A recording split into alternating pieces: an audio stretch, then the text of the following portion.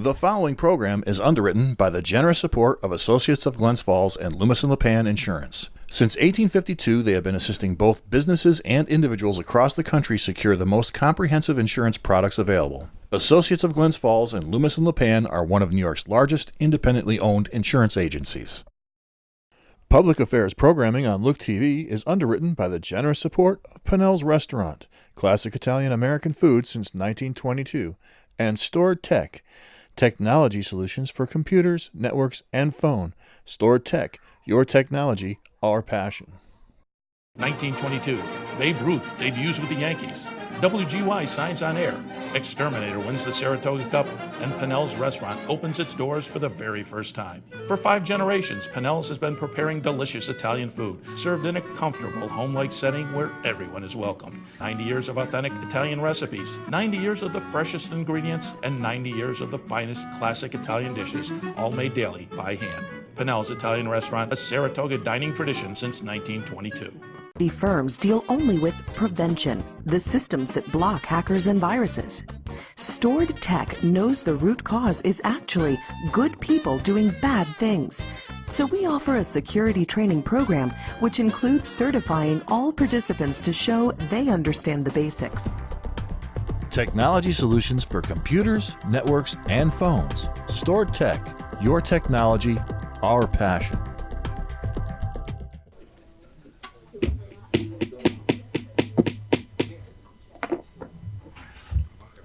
Welcome, everyone, to the October meeting of the Warren County Board of Supervisors. Please rise while Supervisor Hogan leads us in the pledge to the flag. I pledge allegiance to the flag of the United States of America and to the republic for which it stands, one nation, under God, indivisible, with liberty and justice for all. Clerk will now read the roll.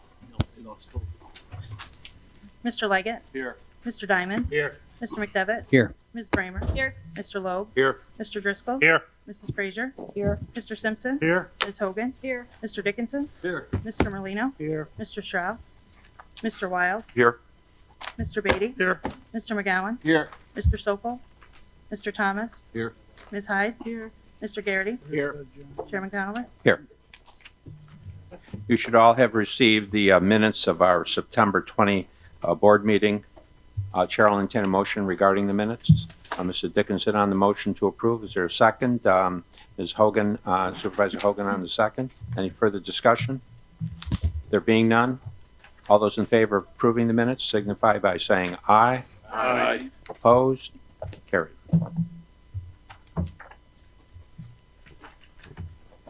Now we'll move right into our presentation of Employee of the Month. Good morning. You may recall that our September Employee of the Month from DSS wasn't able to make last month's meeting, and the same is true today. So we'll defer that one more month into November. And we do have our October Employee of the Month here with us today. So without objection, I'd like to invite IT Director Mike Colvin up to the podium to introduce him.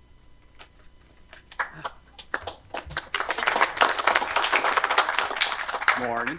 For those of you who don't know Jeremy Scrime, he's an employee here that his main job is to develop custom applications for every department. Every department is data driven and there's vendor systems available, but he'll create custom systems where systems don't exist or they're just too cost prohibitive. So he saves the county a fortune in that respect. He's been here for 15 years, and for the whole 15 years, he's very dedicated to every project he works on. It's not enough that it works. He makes sure it's very effective in the way it works. And I think one of his biggest assets is his ability to listen to people, and he gives lost my spot.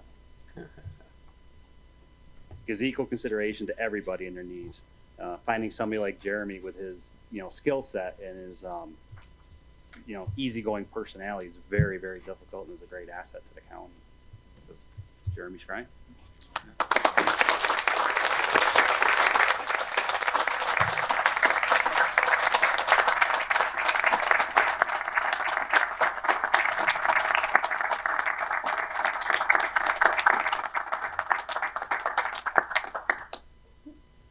Smile, gentlemen. Smile. What you've always wanted to say to the Board of Supervisors.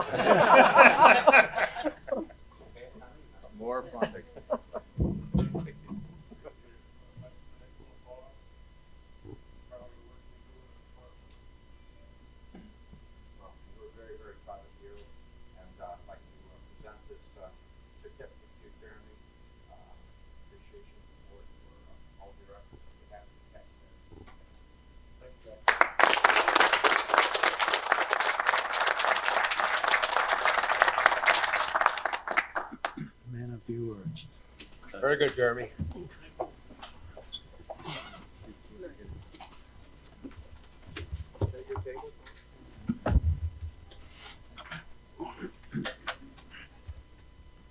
He let us off easy. Okay. Report of the chairman of the board. It was a very busy month. September 23rd was support services with an interesting agenda. September 24th, county facilities, criminal justice and public safety. September 30th, economic growth and development, health and human and social services. On October 1, environmental concerns, real property, public works, and the OCTAX.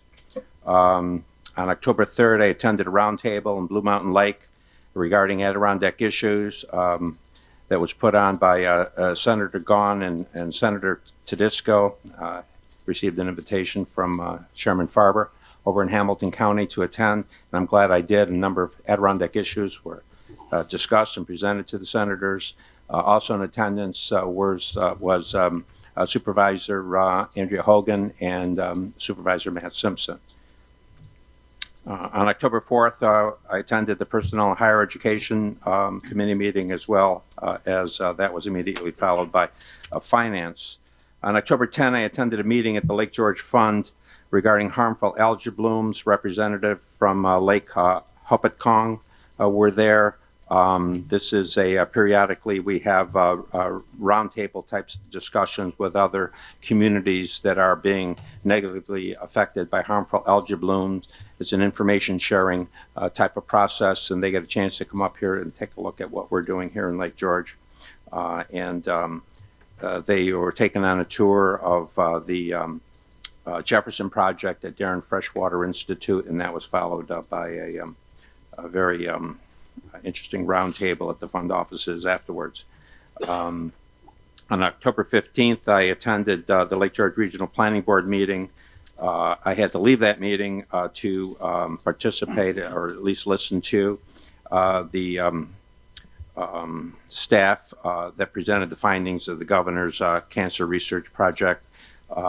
That was, I think you all saw that, was noticed in the newspaper. There was a public release on that, and I believe that report is either available or soon to be available to everyone. On October 16th, I attended a budget meeting where the primary topic of discussion was the establishment of reserve accounts. As you know, I've been a proponent of that along with a number of you, and my compliments to Frank, to you, and to the committee for seeing and to the county treasurer for seeing the value in establishing some reserve accounts and beginning to appropriate some funds. We know those obligations are going to be there in the future, and so some budgeting, some proper budgeting and attention over the years will pay big dividends going forward. And that brings us, so my compliments to you and the committee, and we'll be hearing more about that going forward. And that brings us to the meeting today. That concludes my report.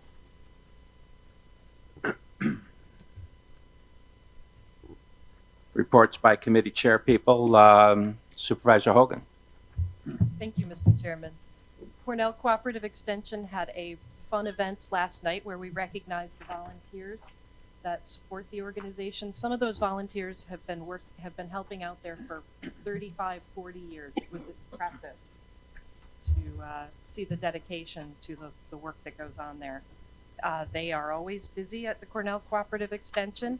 The work on the Education Center is coming along, and many thanks to DPW employees who've been supporting that. The plant cell was very successful, and they're looking forward to an excellent winter of lots of educational activities. I will send you emails and let you know what's happening. Thanks. Thank you for that report. Supervisor Dickinson. Yes, thank you. The occupancy tax met on October 1st. There are no resolutions coming out of that meeting. I do have a couple things I'd like to point out. Our County Treasurer Mike Swan indicated that there's a 6.8% increase in occupancy tax revenue collected through September 30th as compared to the same time last year. There's a couple of reasons for that. They've gone after some deadbeats, and that accounts for some of the money. And then we had a presentation by Gina Mitzker from the Lake George Regional Chamber CVB. And she made a presentation to the committee, explained her budget request and where the CVB hoped to improve upon its current record, which is excellent. They're working very closely with Joanne and the tourism department. We're making some real advances there, and spreading out interest to draw people here to Lake George into some areas we haven't concentrated on before. So it's pretty exciting, and we really appreciate it. And I have, while we're talking about the Chamber CVB, they had a meeting last night, dinner meeting, and I was fortunate to be asked to make a presentation. They had 3 awards. One of them is called the Sapphire Award, and they asked me if I would present it to the recipient, who is a close friend, and I agreed to do that. The Sapphire Award is a prestigious award. It's only the 3rd one they've given, and they gave it to the executive director of the Lake George Arts Project, who's John Strong. John Strong is the Lake George Arts Project. No way, shape, or form is he not. He's been there 37 years. He's done an incredible job. All of the events that you always hear about, the Black Velvet Party, the Jazz Festival at the lake, Bands and Beans, all these things are brainstorms of John Strong. And he's got a very unique talent for sucking people in to volunteer their precious time to help them out. And as soon as he gets them there, he works them to death. And he's very successful, and he certainly put the fund back into funding. And we're really going to miss him. I'm disappointed he left before I did. That's my report. Thank you. Thank you. Supervisor Merlino. Thank you, Mr. Chairman. Tourism met on the October 1st general meeting. There's not much news from the department to report. Fall weather has been great. All the festivals and events going on right now are being well attended, and the department's in the final stage of getting the 2020 travel guide out. The only thing, we did have a presentation by the Star Company on the 10th of October. It was well attended. I hope to see a little more supervisors there, but I think we all learned a lot about what's going on. And as a result, last year we had a strong occupancy, and we're working well with the CVB board. The forecast from the Star is that 2020 is going to be down 1%, and 2021 is going to be up 1.5%. So that's just I guess they like to talk because we don't know what the weather's going to be like or how people are going to come here next year. So it's just a kind of judgment. But all in all, I think we all got something out of it. There were a lot of business people there, and I think they found out a few things that we're trying to work on. And the one thing that I brought up is that Star report, which I say all the time, is only entered by 42% of the business people in Warren County, and most of them are the big people, and they do have 60% of the rooms. So I tried to have the lady go back to her board back in Star and see if we can do something to lower the price or work with some of the smaller businesses. We haven't had an answer yet, and I'd like to see if we can get some of the smaller businesses involved in it so we get a little clearer idea of how many people really do come into Warren County and stay at hotels, both motels. And that's about it. Thank you, Supervisor Merlino. Supervisor Wild. Mr. Chairman, thank you. I'll be brief.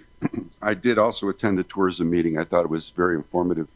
A couple of things stood out to me. One thing of particular interest was the amount of data that they have nationwide as well as worldwide.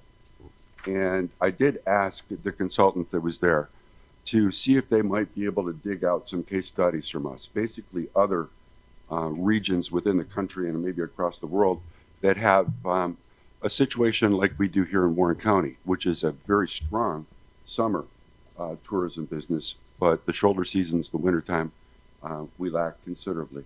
So I'm looking forward to seeing if we can get a proposal from the STAR people to see if we can maybe find some case studies and some people we might be able to learn from as far as additional opportunities to grow our tourism. I also attended the Cornell Cooperative meeting last night. It was a great meeting. They are very appreciative of the support that the Warren County Board of Supervisors gives them, and I hope we can continue to do so. And the last thing on my list is something that's been troubling me. It has to do with the situation at Glens Falls Hospital. Later today's meeting, I invited Jack Leary to come in and speak a little bit about his experience with the hospital. And I look forward to hearing what Jack has to say, and hopefully we can expand and bring some more attention to the issues and what the board might be able to do to help. So thank you, Mr. Chairman. Thank you. Thank you, Supervisor Wild. Supervisor Beatty.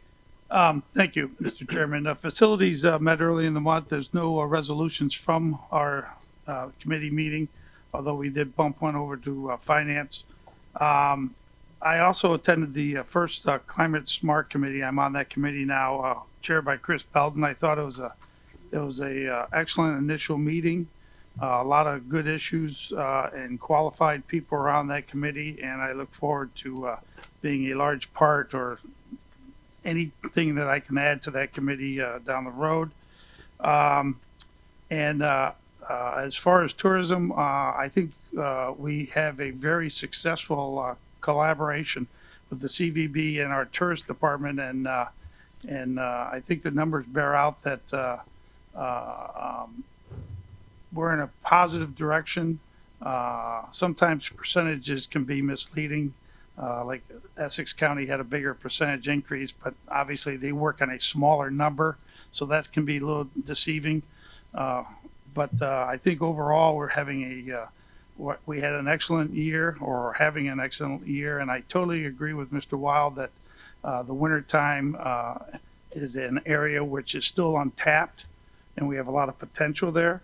And I think under the direction of Gene Merlino and the tourist department and the CVB, we're making some great inroads there. So I look forward to, although the report says we're going to be down 1% maybe next year, and then up 1.5% the following year.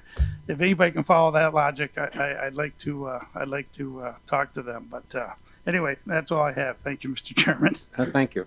Supervisor McGowan. Thank you, Mr. Chairman. No report. The man of the moment, Supervisor Thomas. Thank you, Mr. Chairman. The Budget Committee did meet this past Tuesday, October 16th. I put before the committee a proposal on, I think, half a dozen reserves, maybe 7. The committee reviewed it and moved it on to finance, where it'll be taken up at the next finance meeting. We also passed a resolution, number 456, doing with the aids and incentives for municipalities, and the fact that the state has decided to stop paying that and take county sales tax and basically pay ourselves. So we're going to pay ourselves out of our own money, and everybody's going to be happy. The next meeting will be Tuesday, October 22nd. There'll be a budget committee meeting, and we'll review some of the particulars to the 2020 budget. And on November 1st, I'll present a tentative budget to the full board. And that's my report. November 1st, tentative budget. Thank you, Frank. Supervisor Hyde. No report. Supervisor Garrity. Yep, we have 2 resolutions from personnel, 437, 438, and I'd just like to report that we also had a very well-attended garage sale this year. We should know the traffic counts because they did traffic counts on state roads, county roads, and town roads. They had a contractor come in and do traffic counts, so we should know how many people came to that event, but it was probably the biggest crowd we've had in 5 years because of, I think, weather related, but it was a good event there too for us. That's it. Thank you. Thank you, Mr. Chairman. Criminal Justice Public Safety met on September 24th. We heard budgets from the departments overseen by that committee. They presented a total of over $32,475,000 worth appropriated Appropriations.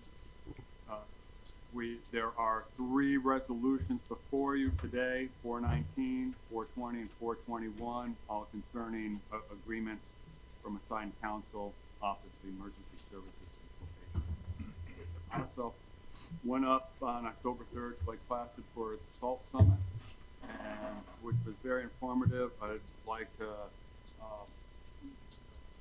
give compliments and kudos to Warren County DPW. Superintendent Pedros was there with some of the foremen, Greg Bolton, Thomas Mead, and Justin Barton, and they all were recognized for their efforts, as was the towns of Lake George and Hague for what they're doing on salt reduction. It came back very inspiring. I think we have a good future for us. Thank you, Supervisor Leggett. Thank you. Supervisor Diamond. Thank you, Mr. Chairman. No reports today. Supervisor McDevitt.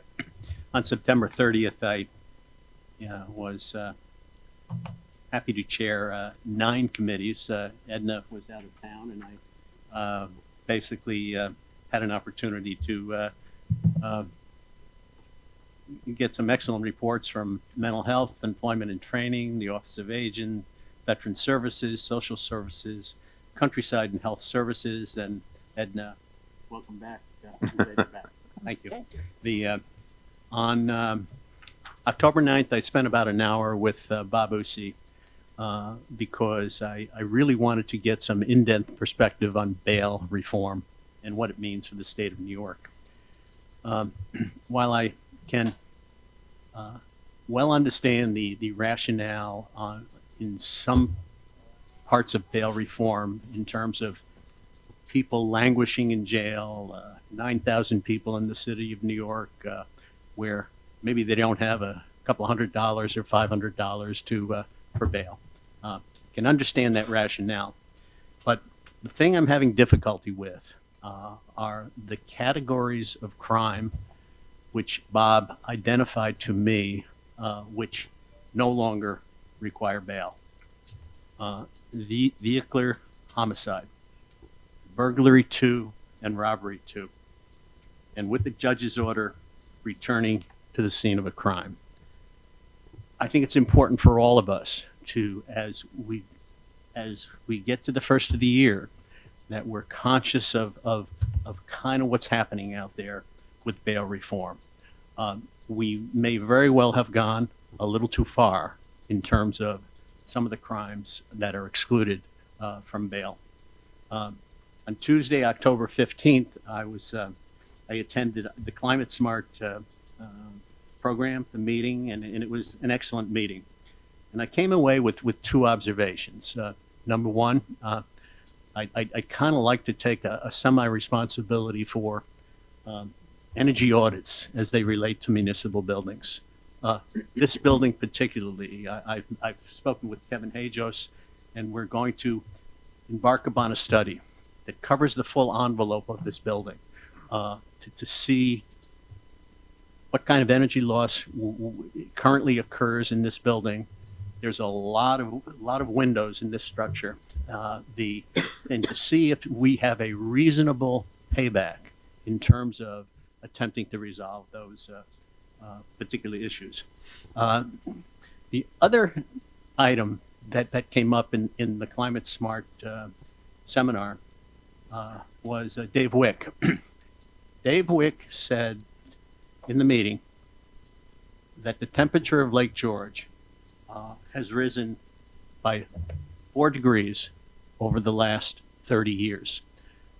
He said that this is a statistical abnormality. It's out of sync with what has historically occurred. So, again, something we ought to closely look at. We have a lake that is heavily researched and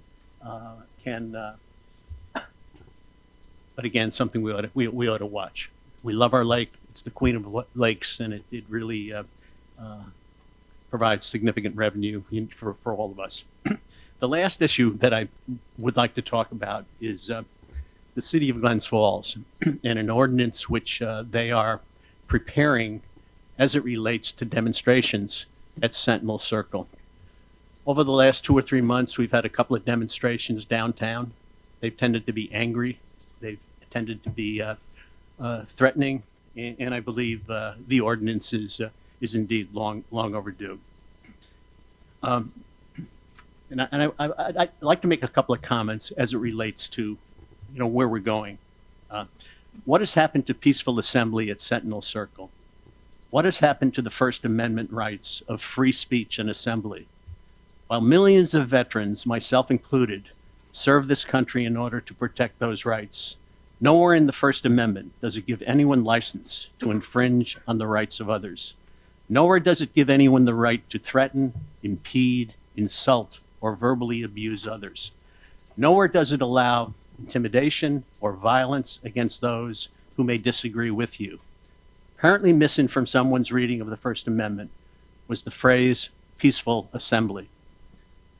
Creating an environment that frightens mothers and children, inhibits the ability of merchants to earn a living, impedes the flow of foot and vehicular traffic, hurls profanities at innocent people, is probably not what was intended by our founding fathers. Also in the amendment is the freedom of the press. While you may not like or agree with what is being written, it is the freedom of the press that democracy thrives upon. As a veteran and a gun owner, no one in any form should use the threat of gun violence ever. Groups that wish to exercise their First Amendment rights should remember that it applies to everyone. Toy guns pointed at anyone are not a joke. Anyone who has ever taken rifle and gun training know that pointing toy guns at anyone at these type of rallies creates a potentially hostile environment.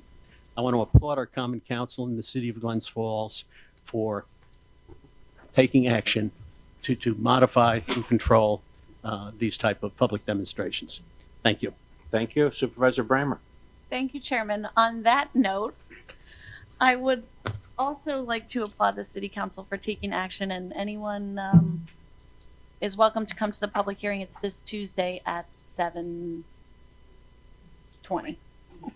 p.m.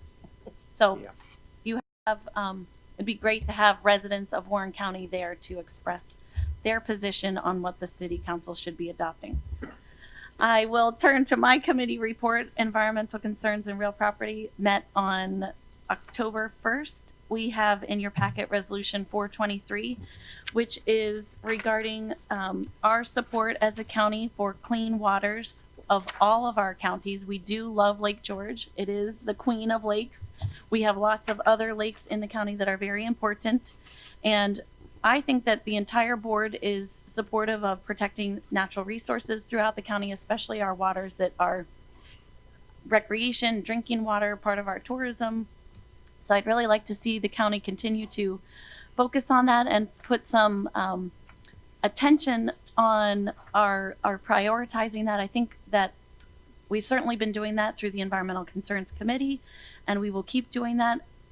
We have various staff throughout the county that are working on this through our administrator's office, DPW, the real property director, the planning department, as well as our purchasing department. It's a little bit scatterbrained, so it would be nice to have some more focus around what we do in this area of protecting natural resources in our county. One of the things that was talked about at the environmental concerns meeting was the septic inspection, the possibility of a septic inspection at transfer law throughout the county. And we did have a presentation from the Realtors Association. They had a survey, they had conducted a survey of residents in the county who did support this type of law. So we are, I'm working with planning staff and others, soil and water, to try to take a real look and dig into the weeds as to how this could possibly work in Warren County. The other thing that I want to point your attention to is Resolution 451, which did not come through committee, but I certainly support this. It's the sale of one of the properties to the town of Chester, came up through finance. So I would ask for your support of that one. I also participated in the Southern Adirondack Realtors Real Estate Trade Show back earlier this month. And they also had a presentation on the septic inspection at transfer law. And many of the realtors were supportive. They seem to be supportive. They just want to know how it's going to be implemented and be sure that they are involved in that process. So that was, I thought, a positive thing. And they also had a presentation on short-term rentals, which our Treasurer Swan, was there to provide the county's perspective. So that was really good. Additionally, I attended the Adirondack Research Consortium presentation on climate change over at SUNY Adirondack. That was on the 15th. I did have to leave early though for that because we had our Warren County Climate Smart Task Force, which I thought made some good initial headway. It was our very first meeting, so lots of introductions and figuring out where we're going to go. And an additional thing was added about the energy audit, and I know Frank Morehouse has been working on that for years. We just need a little bit more attention to it and see where we can improve there. Finally, I also attended the National Association of Counties forum up in Lake Placid. A couple other supervisors, Simpson and Hogan, were there as well. And they had a really great discussion about the census and the problems for rural areas and some of the solutions. I think it's really important for all of us and the press to help us get the word out about how important it is for our county that everyone possible fills out the census data, because that goes to our funding for infrastructure, our schools, you name it. We need every single person to be counted. So please make sure you pass that word along to your residents. And we also got some information about the affordable housing strategies for our rural areas in the county. So I'm following up with that. And I know Supervisor Hogan is as well. Thank you. Thank you. Supervisor Loeb. Thank you, Mr. Chairman. Support Services met in September. We had several resolutions. It was a rather lengthy meeting, had several resolutions in the packet, none of them controversial, all important, so I hope for your support in those resolutions. At the meeting, as I said, it was rather lengthy. All the departments came, and I'm just proud I want to read the number of departments. They're all workhorses. In fact, every department in this county, all the staff that we have working for the county, all those departments are workhorses. But under support services, we have the county administrator, our auditor, board of elections, clerk of the board, county attorney's office, county clerk, IT, purchasing, self-insurance, and weight measures. And I have to read those because I can get up to 7, but I always leave a couple out. And we went over each of the department's budgets, and I applaud the efficiency that these department heads displayed and how they run their departments and their continued efforts and success in providing great service to the residents of Warren County. So I thank them. And again, hope for your support in all these resolutions. And while I'm not going to be here next year, I want to say that you guys should feel comfortable knowing that you're well served by the folks that work for the county. Thank you. Thank you. Supervisor Driscoll. Thank you, Mr. Chairman. The Health, Human, and Social Services Committees are busy throughout the year. Those departments that are under the auspices of Chair Frazier are particularly busy during the autumn season. I've provided updates on the SNAP guidelines, of which approximately 3,700 different households receive each month in Warren County. This coming month, the day after Veterans Day, the HEAP season will begin. Office for the Aging will be providing outreach in many of the communities in Warren County, and individuals will also have an opportunity to apply for that service.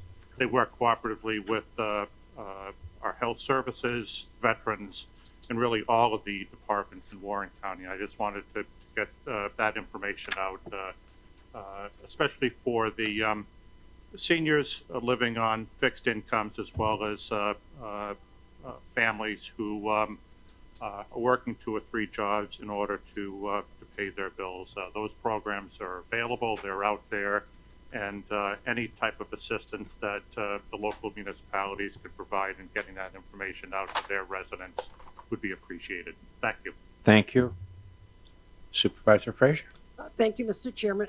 First of all, I'd like to thank Supervisor McDevitt for filling in for me while I was away. I appreciate that. And I know it was a long day because of all the budgets that were presented. First of all, I need to withdraw Resolution 425.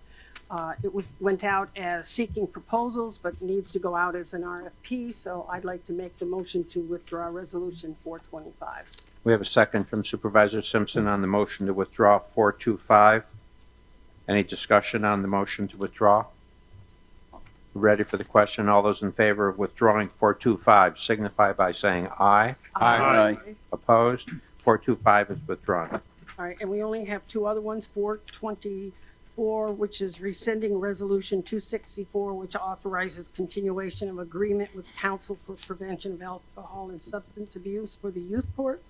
And the other one is 426, which authorizes agreement with Panoramic VetPro Inc. for the purchase of a web-based veteran data management system. And those are the only two resolutions.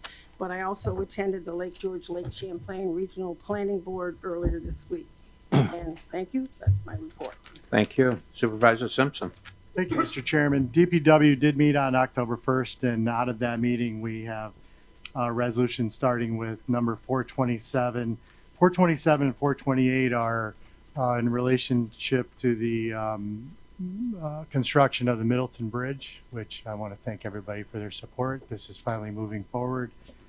429 is authorizing a licensing agreement with the Stewarts Corporation to access the Warren County Bikeway from their proposed store location on Ridge Road in Glens Falls. And 430 is an agreement with Jupiter Environmental Services for asbestos removal from the former Saratoga North Creek Railroad Engineers Building. 431 is really a highlight of our resolutions here. It's authorizing the chairman to sign a letter of appreciation to the Friends of Up Yonda for their donation towards the observation hive, which it's going to be interesting. It's going to be a great addition for Up Yonda. And also I want to highlight that the trunk or treat event at the Up Yonda is tomorrow from 5 to 7. So please, trunk or treat. Leave it to the Post-Star here. So that'll be a story. So that was it for DPW, but we really want to recognize the Friends of Up Yonda. I mean, this is a great group that really has helped out keep that facility going. Also, our finance chair was unable to be here, and I just want to mention that we have resolutions 439 through, well, there's a number of them, 451 in our packet. And I was not there at that meeting, so I didn't have a report prepared for that. But as Chairman Sokol does at every meeting, I want to extend the opportunity for Treasurer Swan to, without objection. Without objection from. Good morning, Mike. Good morning, everybody. I only have a few minor things. First of all, I think everybody saw the sales tax is up almost 3%, which is good, especially for September figures. That's always a positive. The other thing is the AIM, aid, so forth. I'm sure everybody by now has seen the impact statement that Administrator Moore has sent out, which shows that it's not a substantial financial impact. However, I am extremely concerned, and I said this at the budget meeting, that this is just the foot in the door type of a thing. That now that the state has figured out that we can't stop them from reaching in and taking some of our sales tax, it is going to continue and get much larger. So I think somehow we need to fight that in some manner or form. And the other thing is Resolution 444, which was to amend our fund balance resolution. I would like to ask, and I don't know how the protocol is on this, but I'd like to ask that that be tabled at this point. I would like to bring that back to finance. I'm not real happy with the way that it's set up. I want to kind of phase this in. So I would like to have it back to finance so that we can review it and talk about it and get it a little bit better. Very good. Is there a motion to table? Supervisor Bramers, Supervisor Dickinson on the second. Motion table takes precedent. The discussion ends. Are we ready for the question? All those in favor of tabling this 444 signify by saying aye. Aye. Opposed? It is tabled. Thank you. That's it. If anybody has any questions on the other finance resolutions from the treasurer's office, I can answer them right now. Otherwise, thank you for your time. Thank you, Mike. I just had one more thing, Mr. Chairman. Floor is And yours. I just wanted to also speak about the meeting up in Blue Mountain Lake with Senator Garin and Senator Tedisco. It was a very important meeting, and I'm really grateful. We are all grateful that participated, that Senator Garin took the initiative to come up here to the Adirondacks and field a listening session. He's done that all throughout New York State, and you know, we expressed to him the need for cell and broadband, and you know, some of the recent legislation that has come out of Albany that has impacted our communities, our counties, and really appreciate them making that effort and setting that up. And thank you for your participation and Supervisor Hogan's participation. Thank you. Thank you, Supervisor Simpson. Report of the county administrator. Thank you, Mr. Chairman. We have 3 employee milestone anniversaries this month. Lori Mosher in DSS has 30 years. Maureen Taylor is also from DSS with 20 years. And Claudia Mundell from the county clerk's office is at 20 years. Thank you for your dedication to the people of Warren County. I have 5 resolutions to speak to today. Supervisor Frazier already spoke to 425. I just want to mention that the purpose of outsourcing our medical coding services is to optimize the department's reimbursements for the services that they provide, and also to hopefully reduce overtime costs. So I'd like to thank Janelle Jones for keeping her eye on that. Resolution 437 is the monthly compensation schedule amendment. This resolution was amended after the Personnel Committee meeting, and you've all received the amended version in the mailing. The amendment was necessary due to the unplanned departure of the 3rd Assistant District Attorney, who got a job offer that he couldn't pass up. So the 4th through the 7th Assistant District Attorneys will each be promoted 1 notch, and the 7th Assistant position will become vacant, but hopefully not for too long. The comp plan amendment will adjust all the salaries in accordance with the attorney grid to ensure that everybody is paid correctly when they move into their new positions on Monday. There was an additional finance resolution that was pulled for legal review by the county attorney. The county treasurer's office pointed out an inconsistency between the current contract with the Balloon Festival and the creation of a deferred revenue account to bank the excess to compensate for other years when we haven't covered our overtime. We're working that out with the Balloon Festival, and we'll bring this resolution back for your approval when that's all worked out. But I do want to thank Supervisor McGowan for the idea of the deferred revenue account. It'd be a good thing to do moving forward, and we'll get it done. Resolution 456, which Supervisor Thomas already mentioned, was approved 2 days ago by the Budget Committee. It opposes the state's withholding of local sales tax revenue for the purpose of backstopping state aid reductions to our towns and to the village of Lake George. And as the resolution notes, every locality, including the city of Glens Falls, whose state aid payments are still intact, will shoulder the $224,000 cost of the state aid reductions to the towns and the village. In addition to taking money out of our own pockets in order to finance our state aid payments, this move by the state, as the treasurer indicated, is also troubling because it sets a dangerous precedent where the state is essentially cutting its budget on our dime, and they're dipping into our revenue streams to do that. We've seen the state do this for years on the expense side by pushing the costs of state programs down to the counties, and now they're doing it on the revenue side as well. And this resolution directs me, the county attorney, and the county treasurer to work with other counties and with NISAC to explore whether we have a legal challenge against the state. Because if this goes unchallenged, I can promise you the state's going to come back to this well again. Finally, there's an added starter resolution today. We're asking for your approval of a new collective bargaining agreement with the PSBA, the Police Supervisors Benevolent Association. That union has 2 members. They're both lieutenants in the sheriff's department. The MOA is on your desk. This is a 5-year deal from 2018 to 2022, and it will provide salary adjustments of 275, 275, 2625, 265, and 265. That's the adjustment for each year of the 5-year contract.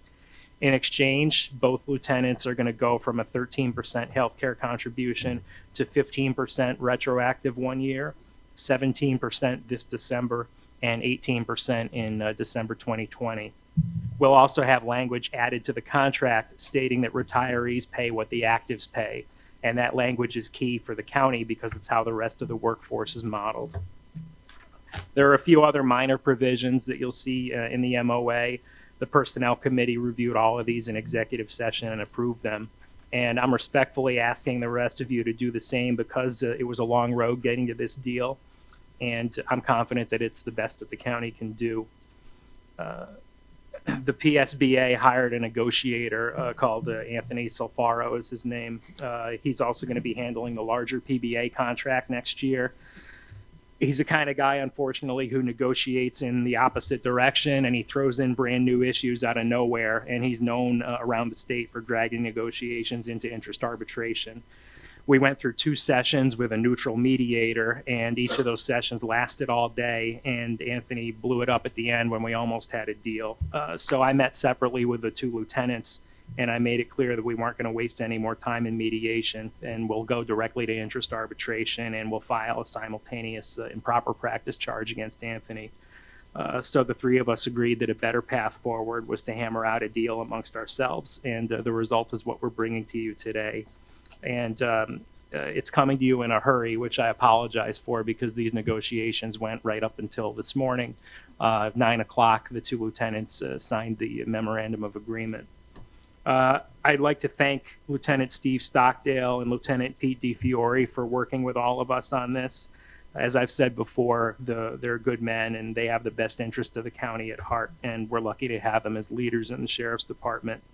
Also, thanks to Larry Paltrowitz, who I think is worth every penny that we pay him, and the rest of the negotiating team. Since the September board meeting, we've continued work on the 2020 budget. We're getting closer to a tentative budget, and I think it's a very good budget. If you recall, I did the multi-year forecast last year in August, and at least for me, it was all but forgotten by the time the budget actually came out for 2019. So I'm trying to improve upon that experience by doing the multi-year forecast this year in conjunction with the budget approval process so that the board has a better context for the decisions that you'll all be making. I've continued working on the transition in the Sheriff's Department, which is hard work, but it's going very well, and I want to commend all of our department heads and staff who've taken time out of their schedules to help with that. Sean Lamry and Jennifer Smith both left very large shoes to fill, but we're making progress in getting the new team up to speed, and thanks to Major LaFar for all your work on that. On October 10th, I was invited to make a presentation to the Adirondack Regional Chamber of Commerce Board of Directors regarding the current sales tax distribution formula. Their members, like most people, were interested in knowing why we have what we have and whether or not it's fair. And I think they all went away with a solid understanding of the issue. And I also stayed on afterwards to take questions on any other topic of interest. It was a nice experience, and it's something I'll continue to do if the chamber wants to continue having me to do it. If any of you want to see the presentation that I gave last week to the chamber board, let me know. But it's drawn from the 2 presentations that I already gave to this board, so it'll be old hat for everybody. On Tuesday the 15th, I participated in a webinar hosted by the Department of Health regarding the Warren County Cancer Incidence Report.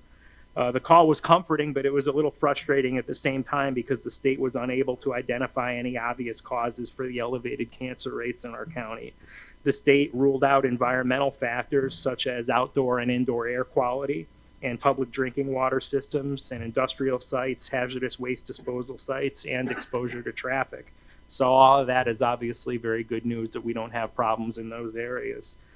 There's a possibility that the cancer rates are correlated with somewhat substandard behavioral measures that we're seeing in our county. Basically, Warren County residents tend to smoke and drink a little bit more than the average. But even these measures don't necessarily raise flags. As you know, Warren County is rated number 21 in the state in health outcomes and number 10 in the state for health factors, according to the Robert Wood Johnson Foundation. DOH will be doing a public presentation of their findings on Thursday, November 7th from 7 p.m. to 9 p.m. And that's going to be held at SUNY Adirondack in Adirondack Hall. And you all also have an executive summary of the study.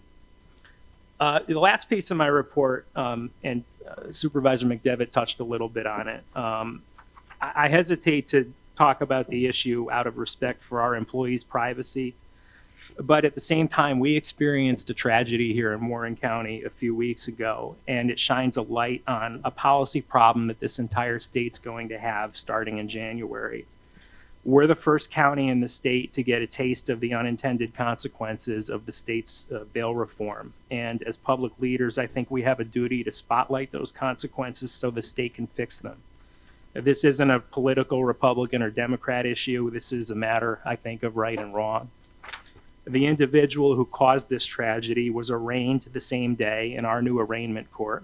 And as you know, speedy arraignment is something that the state wants us to do. The charges that we were able to arraign him on just hours after he committed the crime didn't include any violent felonies because those were the only charges that the evidence supported at that time. And Don Lehman wrote an excellent piece the following day pointing out that if this crime had been committed 3 months down the road, this man would have walked right out of that arraignment court and gotten into a car, and we never would have seen him again. That's because under bail reform, the crimes he was charged with are no longer eligible for cash bail. In other words, the judge who presided over that arraignment wouldn't be able to send this man to jail. According to the New York Law Journal, 90% of crimes that are charged in this state are going to fall under that category, where sending the person to jail is not an option. This man would have been released on his own recognizance. Now, imagine that. This is a guy with a history of committing crimes and never showing up to court, so he's never been convicted. This is a guy who just killed an innocent man, and he has such a callous disregard for human life that he immediately tries to ditch his car and run away into the woods. Then after he's caught, he demeans our police officers and exposes himself to nurses who are trying to care for him. And then at his arraignment, he spits on reporters and he curses and swears. And yet we have to release this man on his own recognizance. It does get worse. After working through all the evidence, our district attorney, thank God, was able to get an indictment on a violent felony. And it took a lot of work to do that. I want to thank Jason Carazone and his staff for doing that work, because here's what would have happened if they didn't, if they weren't able to get that indictment on a violent felony. The defense attorney representing this man would have run the clock to January 1st. The new law would have kicked in, and we wouldn't be able to hold this guy in jail because his charges would no longer be eligible for him to be held in jail. The jail door would have opened. He would have walked out the door, gotten into a car, we never would have seen him again. No justice for the family. As we speak, there are people in that jail whose attorneys are working on release applications. These people are going to walk out the door in January. If they don't show up for court, this county is going to have decisions to make. Do we devote significant resources to tracking them down somewhere else in the state, or to extraditing them from another state if they go to another state? Will the victims of these crimes ever have justice? And that's going to be in all of our hands next year. I went to the wake and funeral of the man that we lost in that tragedy, and I know many of you did too. And I'm sure that as I did, you all looked at the grieving family members and friends and felt a strong sense of obligation to them, because these new state laws are not looking out for them. The new state laws are looking out for the guy who killed their loved one and then expressed his remorse by violating our healthcare workers and spitting on reporters. The Turcotte family, unfortunately, is the first of many families in this county and in this state who are going to be victimized not just by criminals, but by these new state laws. I know that many of you have already spoken to state legislators about these problems. Thank you for that. As leaders, we also need to educate the public about this, thanks to Don and the Post-Star and the other reporters who started that process. Finally, we need to support our sheriff's department and our district attorney's office as they figure this out next year, because they're supporting the victims in this county who need all of us more than ever. That concludes my report. Thank you. Thank you. Chairman? Supervisor Bramer. I would love to respond to that if I can. Add some comments to that particular piece. I think that when we get to further in the discussion session on resolutions, all supervisors will be heard on all issues at that time. If you could just be a little bit patient, okay? I'm not good at being patient, but I will be. Okay, thank you, Supervisor Bramer. Appreciate your. We do have some housekeeping, however, relative to the request on the memorandum of understanding and bringing it forward, two actions will be required. First, we will need a motion and a second to waive the rules of the board to bring this to the floor. That vote will, to bring it to the floor, will require a 2/3 vote.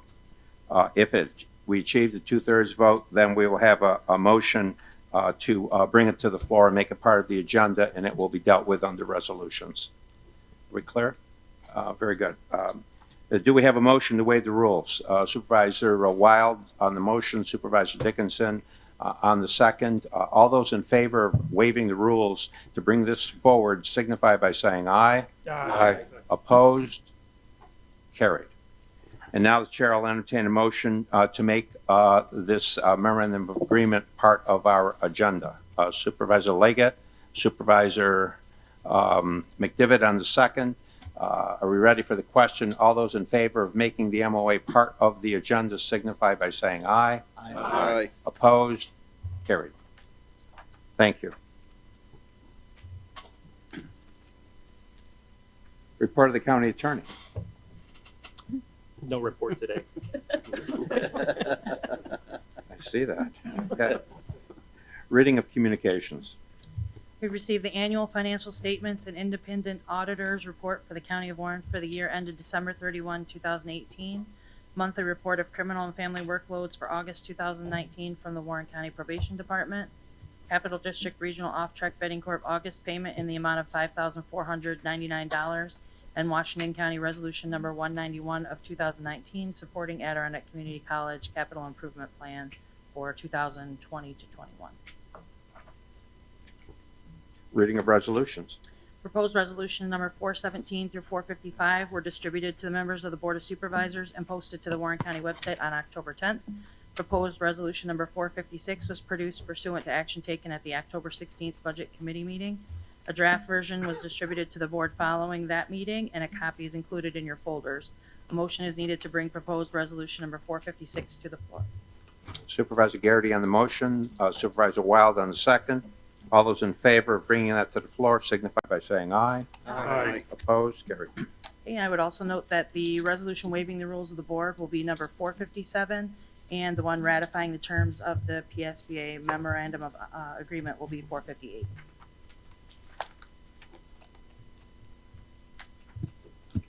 Now I'll open up the floor to members of the audience wishing to comment on any resolutions presently before the board.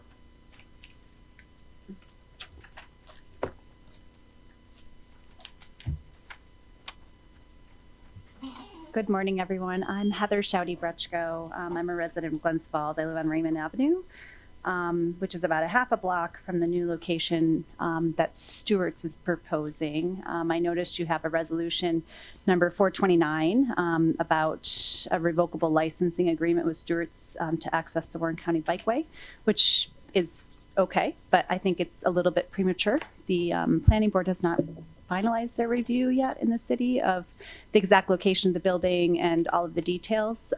So I think this is premature. I mean, the planning board is definitely going to approve the project eventually, but I would ask that you table this resolution. Thank you. Supervisor McDevitt, I believe it's your ward. Yes, thank you, Heather. I appreciate your comments. The Stewart's is not going to be pouring concrete probably to June. Okay, so this is really an issue of local control. Let the Glens Falls Planning Board arrive at a decision, arrive at an approval, and we will have 6 months to bring back this resolution and have further discussion. So I'm going to make a motion that we table this in an effort to let the city kind of resolve the issue, and then the county can step in. And again, it's really a matter of, I think, local control. So I make that motion that we table it. We have a motion to table. Do we have a second to motion to table? Ms. Bramer, Supervisor Bramer on the motion to table. Is there discussion on the motion to table? Supervisor Beatty? No, I was just gonna second it, so Oh, I you've already see. done that. I think that's a reasonable request. I think things need to be put in a certain order here. So the motion to table takes precedent. All those in favor of tabling 429 signify by saying aye. Aye. Opposed? 429 is tabled. Thank you, everyone. Anyone else from the audience wishing to address the board regarding any resolutions presently before the board? Very good. Now I'll ask for any board members have any requests for roll call. With no request for roll call, I'll now open up the floor for discussion on resolutions, but I will honor my commitment. Excuse me, Supervisor Leggett. Was it a request? Protocol, there is one motion that involves the town of Chester. Is it appropriate for me to vote on that? It's okay. That has to do with the transmittal of the sale of property? I don't believe that does preclude you from voting. No, I don't believe it does, but normally what I will say to supervisors, whatever makes you comfortable. You use your own judgment, but I don't believe there's anything that requires you to give up your responsibilities as a supervisor of the town. You know what, thank you for that clarification, but just err on the side of transparency. Like All right. a roll call for that one. Yeah, what's the number on that?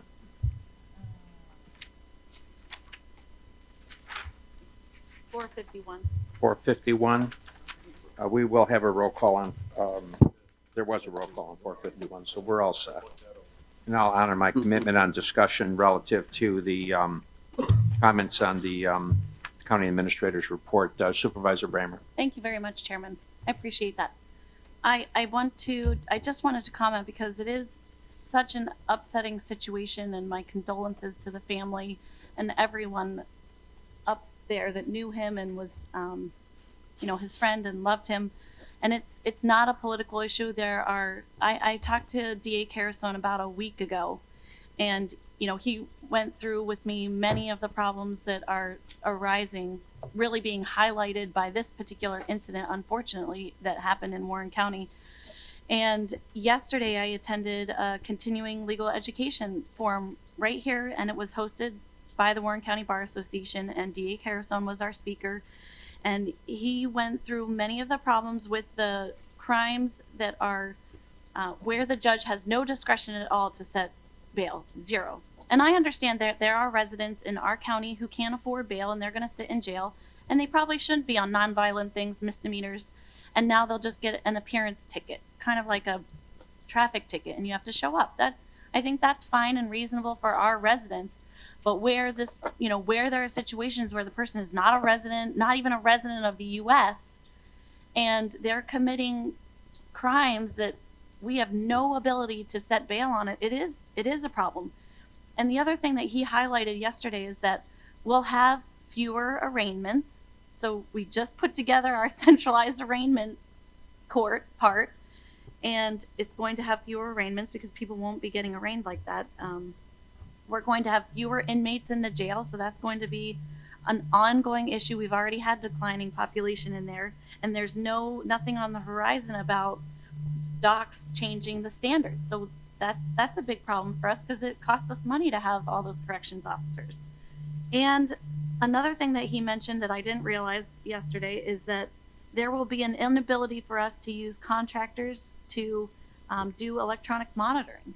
So without our own county program to do electronic monitoring, we won't be able to do that any longer, which is a problem for our probation department. So I think we definitely need to collaborate with other counties and certainly get on board with whatever NISAC is doing to try to fix this problem as quickly as possible. Supervisor Simpson.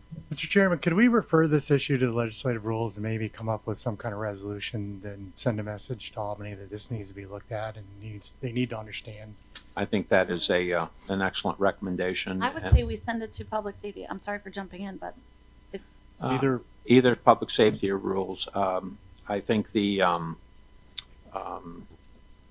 We'd be willing to take. How about a joint Could I suggest a joint committee All right. between the two? A joint meeting between? Well, I think let's start with Chairman Leggett's committee. If at that time, if we feel we need to move it along further, we can. Chairman Leggett's here. You're willing to entertain this subject in your committee, and if you are, then Yeah, absolutely. And when Supervisor Bramer is finished, if I may. sure. I'm finished. I just think it needs to be brought up. We need to work collaboratively with others because DA Carasone told me that the District Attorneys Association tried to bring these to the legislature's attention prior to it having been passed through the budget process. And, you know, our local legislators only have so much influence during that budget process. So we need to kind of get some more mass behind what we're trying to tell Albany. Well, we'll definitely refer it to your committee, Supervisor Leggett, and but if you'd like to say a few words. Absolutely. Thank you, Mr. Chairman. As we all know, we live in a rural county, and most of New York State is a rural county, and our weight in the Assembly and the Senate do not add up to what the urban populations have. And what we pay for and what we suffer from is the influence of urban problems.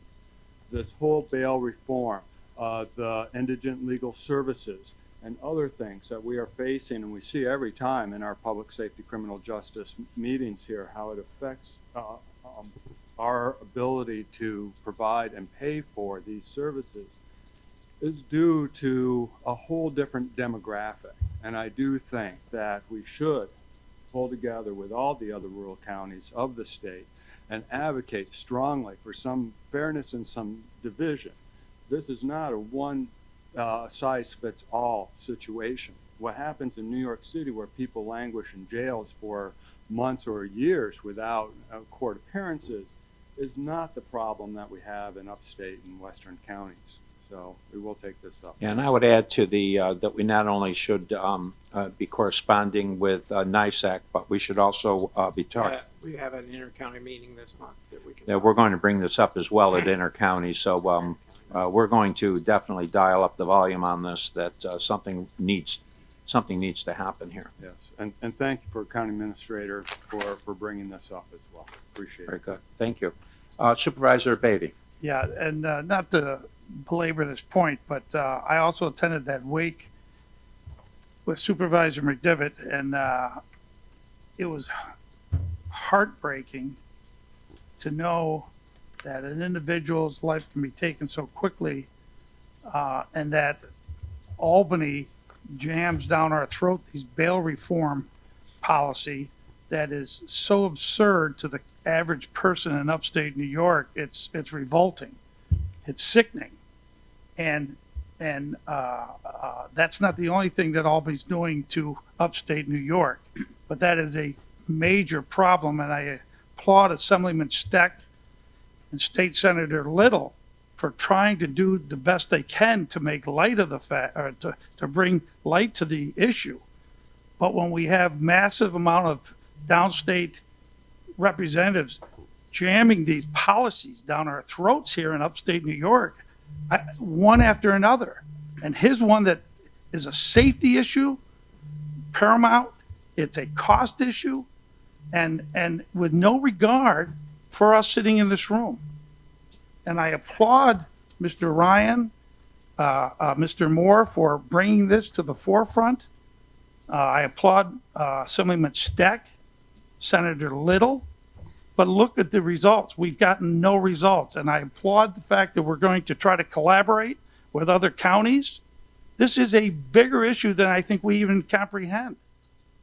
And so at the end of the day, we as a group, and this is a bipartisan issue.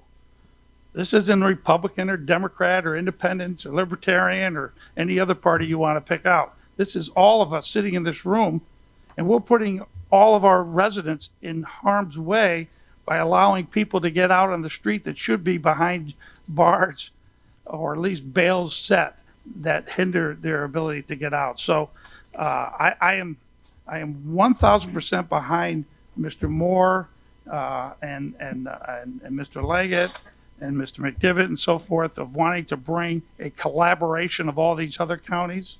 And let's get it to either the legislative and rules or whatever committee we need to get this ball rolling and get it going now. And I want it to have some real teeth. I don't want it to be the mandy-pandy way we do things sometimes. Let's give it some teeth. Let's all 20 of us get behind this 1,000%. Thank you. Very good. Let's move on to now, I think we've expressed the sentiments of the board very, very well. Supervisor Loeb. I beg your pardon, if I may just. Yes, one- of course, of course. Understanding the emotional aspect and of the details of the issue here, I just want some clarification. Perhaps Mr. Moore could give me some clarification. When we're talking about bail reform and the judge not able to set cash bail, in our current circumstance, if this law had not been passed, would there be a difference of how this impacts an ordinary person? I'll consider everyone here an ordinary person, or someone who has $20 million in their back pocket, of which those people do exist, and those people do exist locally. Is there a difference, or am I missing the whole point of no cash bail being allowed? I'll allow the one question, but then we need to move on, Mr. Moore, if That's you'd like to fine, that's quickly all. respond. I'm not sure I understand the question. I think he Well- wants to know is on the issue that you've outlined, would there be any kind of variance relative to the income of the individual? I can can't afford see- to I pay can't see cash any. bail. No, well, the income of the individual is not going to matter because there's no authority next year to set bail. We have to turn them loose. But it does now. It would now, man. Currently? Yeah, it could matter. Thank Very you. No good. further questions, Your Honor. All right, thank you, and thank you for the question. And now let's have, open it back up again to discussion on resolutions that are presently before us. Does anyone wish to, Supervisor Bramer? Yes, I was going to speak to 456, which is our resolution about the AIM problem. And I had talked briefly with email with Administrator Moore, and he reminded me that we had opposed this previously. Yes, we have. So again, we need to, and I know NISAC is on it too, but just whatever we can do collaboratively to make our voice heard a little bit better and more loudly. I'm glad we're doing this, but and I know you said you were going to send it to NISAC because it didn't say that in the resolution, so we don't need an amendment or anything. I just wanted to bring that up. Thank you. I'm going to send it to all the county administrators this afternoon. No, we normally disseminate this to wherever we think it would help us communicate well. Supervisor Leggett? On resolution number 423, Mr. Chairman, from Environmental Concerns and Real Property Resolution supporting protection of all Warren County resources, I think this sets a good groundwork. Supervisor Simpson and I have discussed how we take care of our water bodies here, and we have cooperative agreements with Spoon Lake up in Essex County as well. Soil Water Conservation District has also talked about how we manage lakes and as a resource. It's something we need to look at the long term. It's hard for towns to bear the brunt of all these costs, and there should be a more efficient way for this to be done. I just want to make that comment. Thank you. Discussion on other resolutions. Supervisor Thomas? Back to 456. 456? I don't want to question anybody's numbers, but as long as I've been involved with the town of Stony Creek, our AIM money is $3,668, not $2,778. I don't know if the county wants to give us a cut. I mean, I guess if the county needs the money, that's fine. Isn't that the sales tax amount that we're gonna lose? I thought that was the county burden that they're putting on each of the towns. I'm just looking for. Yeah, we're looking now, Frank. I know my aim, I know exactly. Frank, we'll get back to you, if not immediately. we'll I took certainly get back I to took you a big after the hit meeting. too, Frank. Yeah, I took a $12,000 hit, if I believe this number. Right, yeah, that's the financial burden. That's the sales tax money we're gonna lose paying No. ourselves? That's the combined effect of what you'll lose in sales tax revenue that you would have otherwise gotten directly, plus your share of the county tax levy that makes up for what the county loses. Okay, my apologies. Combined. Yeah. Yeah. Goodbye. All right, discussion on other resolutions. Supervisor Bramer? Okay, on I'm sorry, 455. This is the Adirondack Park Local Government Review Board. I wanted to thank Supervisor Simpson for his good work on that, and I'm sure Supervisor Garrity will do a good job, and I wanted to I've been doing it right along since 2006. I know. I wanted to take the opportunity, though. I thought of Supervisor Hogan, and I just wanted to take the opportunity to highlight the fact that she has been nominated to be, well, not nominated yet, but, or officially nominated, I'm not sure. Her name is out there to be on the Adirondack Park Agency Board, and I think that would be awesome if Warren County was able to have our own representative on the APA board. So I just thought I'd take that moment to give her a shout out. I'm sure she appreciates that. I hope she does. Discussion on other resolutions. Very good. Then I'll close discussion on resolutions. We will vote on resolutions. Okay, resolution 417, making supplemental appropriations. Ms. Hogan? Yes. Mr. Dickinson? Yes. Mr. Merlino? Yes. Mr. Wild? Yes. Mr. Beatty? Yes. Mr. McGowan? Yes. Mr. Thomas? Yes. Ms. Hyde? Yes. Mr. Garrity? Yes. Mr. Leggett? Yes. Mr. Diamond? Yes. Mr. McDevitt? Yes. Ms. Bramer? Yes. Mr. Loeb? Yes. Mr. Driscoll? Yes. Mrs. Frazier? Yes. Mr. Simpson? Yes. Chairman Conover? Yes. Resolution 418, amending Warren County budget. Ms. Hogan? Yes. Mr. Dickinson? Yes. Mr. Merlino? Yes. Mr. Wild? Yes. Mr. Beatty? Yes. Mr. McGowan? Yes. Mr. Thomas? Yes. Ms. Hyde? Yes. Mr. Garrity? Here. Mr. Leggett? Yes. Mr. Diamond? Yes. Mr. McDevitt? Yes. Ms. Bramer? Yes. Mr. Loeb? Here. Thank you. Mr. Here. Driscoll? Yes. Mrs. Frazier? Yes. Mr. Simpson? Yes. Chairman Conover? Yes. It can get confusing. Resolution 437, amending table of organization. Ms. Hogan? Yes. Mr. Dickinson? Yes. Mr. Merlino? Yes. Mr. Wild? Yes. Mr. Beatty? Yes. Mr. McGowan? Yes. Mr. Thomas? Yes. Ms. Hyde? Yes. Mr. Garrity? Yes. Mr. Leggett? Yes. Mr. Diamond? Yes. Mr. McDevitt? Yes. Ms. Bramer? Yes. Mr. Loeb? Yes. Mr. Driscoll? Yes. Mrs. Frazier? Yes. Mr. Simpson? Yes. Chairman Conover? Yes. Resolution 439, authorizing appropriation of funds to the Human Services Building and Countryside Adult Home budgets. Ms. Hogan? Yes. Mr. Dickinson? Yes. Mr. Merlino? Yes. Mr. Wild? Yes. Mr. Beatty? Yes. Mr. McGowan? Yes. Mr. Thomas? Yes. Ms. Hyde? Yes. Mr. Garrity? Yes. Mr. Leggett? Yes. Mr. Diamond? Yes. Mr. McDevitt? Yes. Ms. Bramer? Yes. Mr. Loeb? Yes. Mr. Driscoll? Yes. Mrs. Frazier? Yes. Mr. Simpson? Yes. Chairman Conover? Yes. Resolution 441, authorizing appropriation of funds from Westmount Legacy Reserve. Ms. Hogan? Yes. Mr. Dickinson? Yes. Mr. Merlino? Yes. Mr. Wild? Yes. Mr. Beatty? Yes. Mr. McGowan? Yes. Mr. Thomas? Yes. Ms. Hyde? Yes. Mr. Garrity? Yes. Mr. Leggett? Yes. Mr. Diamond? Yes. Mr. McDevitt? Yes. Ms. Bramer? Yes. Mr. Loeb? Yes. Mr. Driscoll? Yes. Mrs. Frazier? Yes. Mr. Simpson? Yes. Chairman Conover? Yes.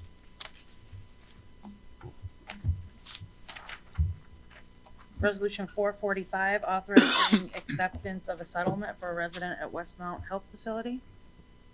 Ms. Hogan? Yes. Mr. Dickinson? Yes. Mr. Merlino? Yes. Mr. Wild? Yes. Mr. Beatty? Yes. Mr. McGowan? Yes. Mr. Thomas? Yes. Ms. Hyde? Yes. Mr. Garrity? Yes. Mr. Leggett? Yes. Mr. Diamond? Yes. Mr. McDevitt? Yes. Ms. Bramer? Yes. Mr. Loeb? Yes. Mr. Driscoll? Yes. Mrs. Frazier? Yes. Mr. Simpson? Yes. Chairman Conover? Yes.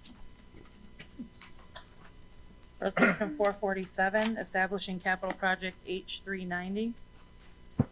Ms. Hogan? Yes. Mr. Dickinson? Yes. Mr. Merlino? Yes. Mr. Wild? Yes. Mr. Beatty? Yes. Mr. McGowan? Yes. Mr. Thomas? Yes. Ms. Hyde? Yes. Mr. Garrity? Yes. Mr. Leggett? Yes. Mr. Diamond? Yes. Mr. McDevitt? Yes. Ms. Bramer? Yes. Mr. Loeb? Yes. Mr. Driscoll? Yes. Mrs. Frazier? Yes. Mr. Simpson? Yes. Chairman Conover? Yes. Resolution 448, increasing capital project H278. Ms. Hogan? Yes. Mr. Dickinson? Yes. Mr. Merlino? Yes. Mr. Wild? Yes. Mr. Beatty? Yes. Mr. McGowan? Yes. Mr. Thomas? Yes. Ms. Hyde? Yes. Mr. Garrity? Mr. Leggett? Yes. Mr. Diamond? Yes. Mr. McDevitt? Yes. Ms. Bramer? Yes. Mr. Logue? Yes. Mr. Driscoll? Yes. Mrs. Frazier? Yes. Mr. Simpson? Yes. Chairman Conover? Yes. Resolution 449, increasing capital project H361. Ms. Hogan? Yes. Mr. Dickinson? Yes. Mr. Merlino? Yes. Mr. Wild? Yes. Mr. Beatty? Yes. Mr. McGowan? Yes. Mr. Thomas? Yes. Ms. Hyde? Yes. Mr. Garrity? Yes. Mr. Leggett? Yes. Mr. Diamond? Yes. Mr. McDevitt? Yes. Ms. Bramer? Yes. Mr. Logue? Yes. Mr. Driscoll? Yes. Mrs. Frazier? Yes. Mr. Simpson? Yes. Chairman Conover? Yes. Resolution 450, authorizing appropriation of funds from deferred revenue Gaslight Village parking fees. Ms. Hogan? Yes. Mr. Dickinson? Yes. Mr. Merlino? Yes. Mr. Wild? Yes. Mr. Beatty? Yes. Mr. McGowan? Yes. Mr. Thomas? Yes. Ms. Hyde? Yes. Mr. Garrity? Yes. Mr. Leggett? Yes. Mr. Diamond? Yes. Mr. McDevitt? Yes. Ms. Bramer? Yes. Mr. Logue? Yes. Mr. Driscoll? Yes. Mrs. Frazier? Yes. Mr. Simpson? Yes. Chairman Conover? Yes. Resolution 451, authorizing sale of Town of Chester tax map parcel 1041045 to the Town of Chester. Ms. Hogan? Yes. Mr. Dickinson? Yes. Mr. Merlino? Yes. Mr. Wild? Yes. Mr. Beatty? Yes. Mr. McGowan? Yes. Mr. Thomas? Yes. Ms. Hyde? Yes. Mr. Garrity? Yes. Mr. Leggett? Recuse. Mr. Diamond? Yes. Mr. McDevitt? Yes. Ms. Bramer? Yes. Mr. Logue? Yes. Mr. Driscoll? Yes. Mrs. Frazier? Yes. Mr. Simpson? Yes. Chairman Conover? Yes. That's it. Collective on the rest. Chair will entertain a motion, collective on the rest. Supervisor Garrity, Supervisor Dickinson on the second. All those in favor? Aye. Opposed? Collective is carried.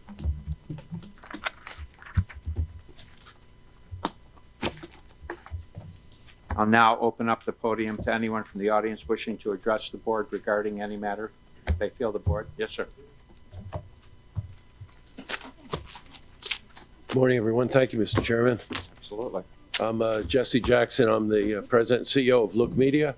I'm here on a different topic, but I just have to say, with regard to bail reform, after hearing the conversation in the room, if there's anything I can do with my platforms, either the website, television station, social media, we reach north of 800,000 people. I really would like to help if I can. So you let me know. As you know, in addition to covering meetings like this, when we spot a topic that we think might require more conversation, we develop a series on them, video series on them. We currently are working on one for veterans issues. And we're working on a look at education with BOCES. And over the summer, we did one on the CVB about what it is and the success in our county. And if you want to know if it works, more than one viewer called me or emailed me to thank me on the CVB because they thought it was a drugstore. So we know that it works, and we know that they pay attention. One topic has really surfaced for us, and that's the reason I'm here, and that's tourism and occupancy tax. Some of you have seen me at some of these meetings. I'm trying to learn about it, and we're going to develop a series on it. So I thought it might be helpful to come here today instead of trying to make 50 phone calls to ask, to tell you about it and also ask for your participation. As you know, we don't editorialize. I don't take a position on things. We're about information. And if you have a credible opinion, a position to take, we have a platform for you. And I have spotted that this is a topic that really does affect our community in many ways. In terms of where we stand, there are very strong opinions on tourism and on occupancy tax, and we are going to develop this series, and I want to ask you to participate. In the next month, I'm going to be reaching out to as many people as I can, and feel free to contact us. We're going to set it up in an interview format, which people seem to like most about what we do, and we're going to put them together in a series. And we're going to be reaching out over the next month or so, and like to just ask everyone to, you have a voice on it, you have an opinion on it, to let us know. We'll interview you and we'll put this together. And I want to thank you for your support for Look Media, and that's it. So we'll be reaching out to you. Reach out to us, okay? Yeah, Dan. Supervisor Dickinson. If you figure it out, let me know. You know, I've been to enough meetings that you've chaired that I know you're capable of that kind of comment. That's great. Yes, and I look forward to talking to you and Jane and you know, Doug and Mike, everybody, Claudia. Just please get your oar in the water on this one. It's an important one, and I do really think that we'll do a comprehensive job on it, and it'll be all over our platforms. So, so thank you. Thank you. Mr. Chairman. Thank you. Anyone else wishing to address the board? Yes, sir. Hi, my name is Steve Barata, and just to add quickly to Supervisor Bramer's brief comment about the Census Bureau and maximizing participation in every city, town, and village. The Pew Foundation just came out with a major report with the U.S. Census Bureau giving a very high correlation between income level and who is most likely to fill out their census form. And they actually gave a level above $35,000 a year. They're more likely to fill out, and below $35,000, less likely. And as you go down the income ladder, they become even more less likely. So I would just hope when making any plans for maximizing participation, you might think about targeting specific populations and paying attention to some more than others to really make sure that everyone is counted. Thanks. Thank you. Yes, sir. Yes, sir.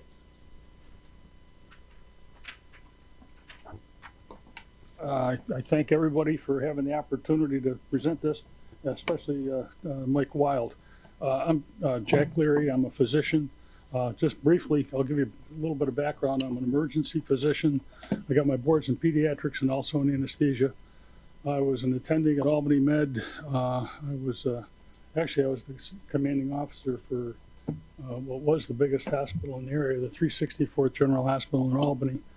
I'm also was the president of the medical staff at Glens Falls Hospital on 3 different occasions. So that's, you know, so I have some background in medicine. I'm sure the county routinely addresses problems with the water system, highways, et cetera, which involves large segments of your constituency. I'm here to talk about an issue which involves us all. That's healthcare.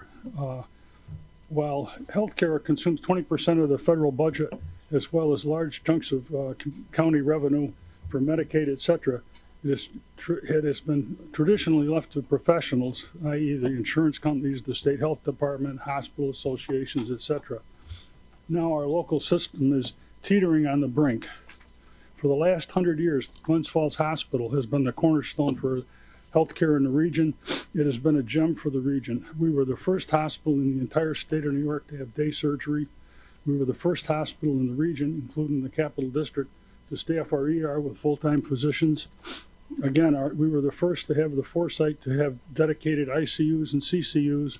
Our cancer center was renowned in the region for quality of its care.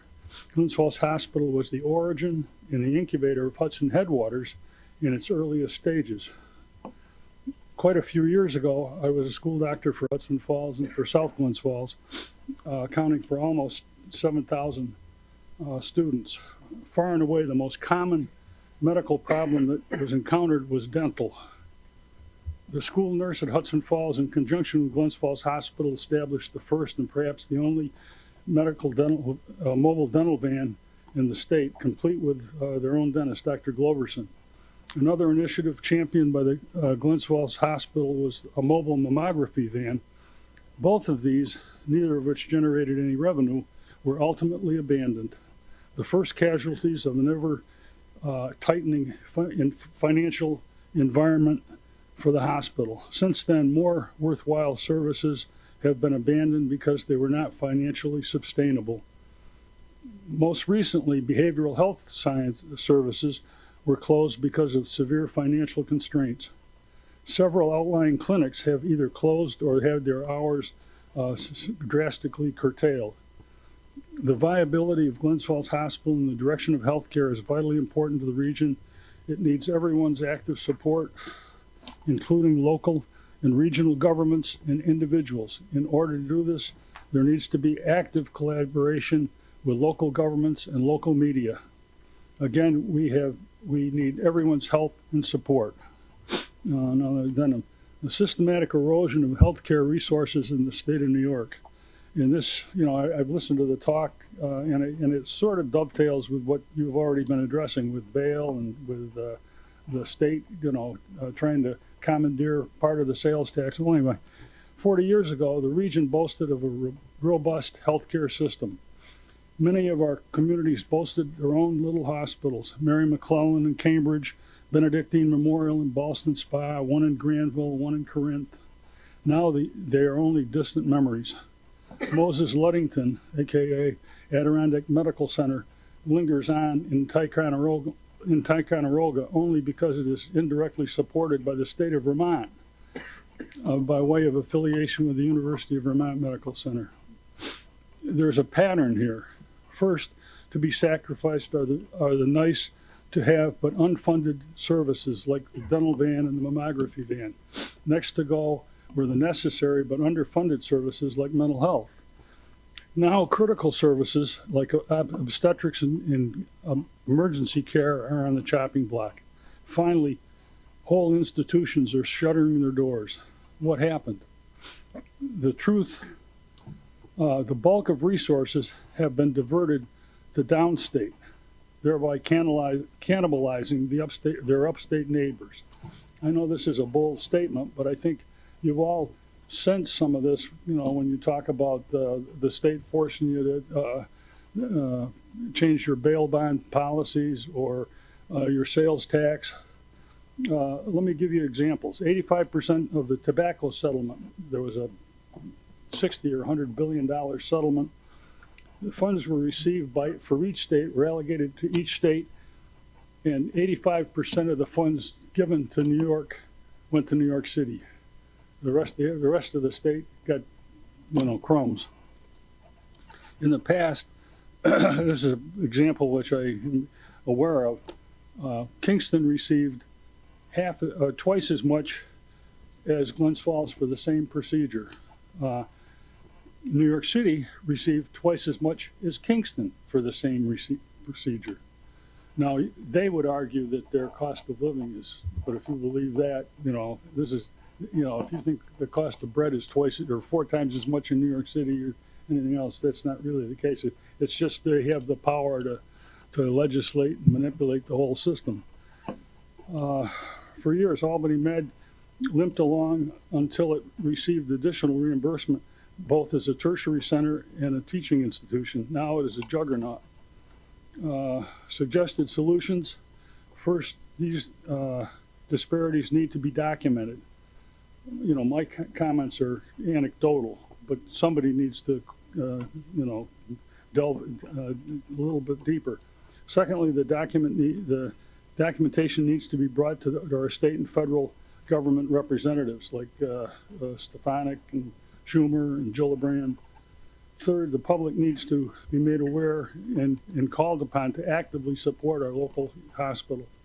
And the key is collaboration. I mean, I think that's the key word. So I will stay here, and if anybody has any further questions, I'll be glad to address them. Thank you very much. Well, thank you very much. Thank you. Thank you.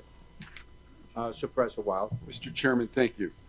I became aware of Dr. Leary through an article in the Post-Star, and I reached out to him. He was successful years ago in terms of developing a letter writing campaign to help the hospital years ago obtain additional funding. I've also reached out to Congresswoman Stefanik's office, and I spoke with Michael Ostrander about what the Congresswoman is doing to try to help make this happen.